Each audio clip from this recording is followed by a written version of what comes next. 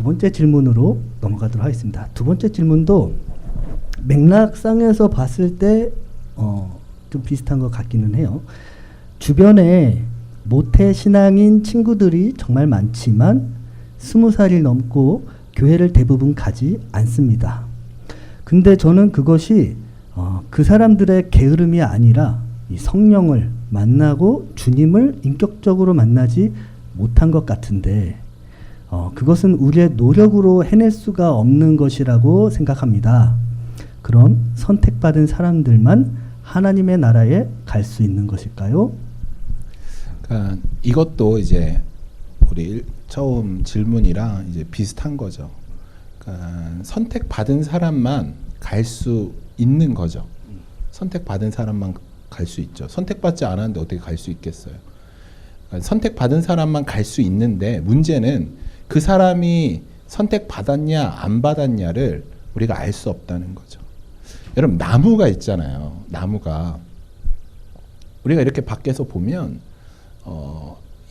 겨울이고 이럴 때 저희 집 앞에도 제가 얼마 전에 사진을 찍었는데 집 앞에도 이제 뭐 이런 예쁜 꽃이 나는 게 있어요. 근데 그게 겨울만 되면 아예 없어져 있어요. 그냥 다 꽃이 떨어져서 이게 무슨 나무인지 몰라요.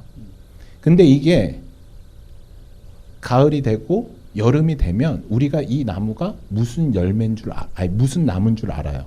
어떻게 알죠? 무슨 나무인 줄? 뭐 보고? 열매 보고 아는 거예요. 열매 보고. 우리가 함부로 판단할 수 없는 게 지금은 우리 전부 나무예요. 그냥. 열매가 없는 나무의 모습을 하고 있어요. 왜냐하면 이 땅 가운데서 우리가 열매 맺는 것은 우리가 하나님 나라에 가는 그날 열매 맺는 거예요. 그렇기 때문에 지금 우리가 어떤 나무인지 아무도 모르죠. 근데 어떤 나무인지 아무도 모르는데 저 나무는 사과나무야, 저 나무는 배나무야 할 수 없는 거죠. 네, 저는 그렇게 생각합니다. 맞아요. 저도 이것 어떻게 보면은 구원에 관한 질문이 아닐까 그런 생각을 하는데 주변에 모태 신앙인 친구들이 많고 20살이 넘고 교회를 대부분 가지 않습니다. 라는 말에서 아까 처음에 했던 말처럼 아직 하나님의 때가 그분들에게 있지 않을 수 있다라고 생각을 하고 그분들을 위해 기도해 주는 것이 좋을 것 같다라는 생각이 들어요. 그리고 선택받은 사람들만 저도 이제 목사님하고 얘기를 하면서 준비를 하면서 봤는데 마태복음 22장이 아마 이 부분에 대해서 저는 큰 해답이 되지 않을까. 마태복음 22장을 보면 어떤 한 왕이 임금이 자기 아들의 혼인잔치를 위해서 초청장을 보내는 천국 비유가 나옵니다. 거기서 혼인잔치에 초청장을 보내는데 종들을 통해서 보냈는데 초청을 받은 사람들이 다 각자의 자기 핑계를 대고 한 명도 오지 않아요.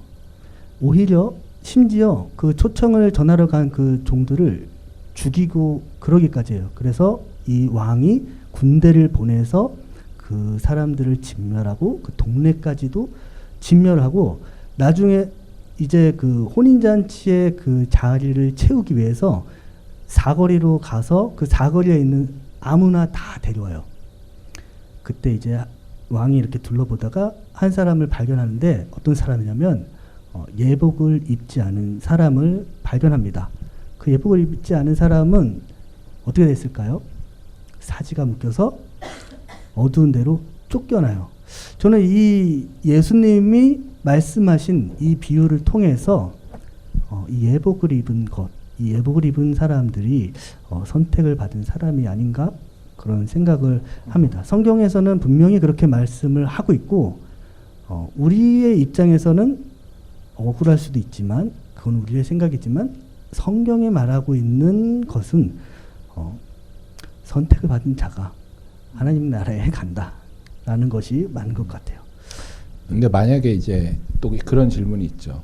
선택받은 사람만 가면 우리가 복음을 왜 전해야 됩니까? 복음을 왜 전하고 또 우리가 그건 너무 하나님 이기적인 거 아닙니까? 뭐 이런 얘기 할 수 있죠. 선택받지 않은 사람 너무 억울한 거 아닙니까? 그래서 이제 흔히 하는 얘기들이 이제 그래서 이단들이 나오는 거예요. 14만 4천 명만 선택받았다. 뭐 이런 이야기들이 나오는데 여러분, 우리가 구원받았다, 선택받았다, 이것은 우리의 관점이 아니에요. 우리가 판단할 수 있는 것이 아니고 우리가 선택받고 구원받은 것은 하나님 영역인 거예요. 그렇기 때문에 우리가 이 부분에 있어서 선택받은 사람한테 어떻게 뭐 우리가 선택받았는지 안 받았는지 모르니까 최선을 다해서 복음을 전하는 것이죠. 혹 선택받은 사람이 복음을 듣지 못했을 수도 있으니까.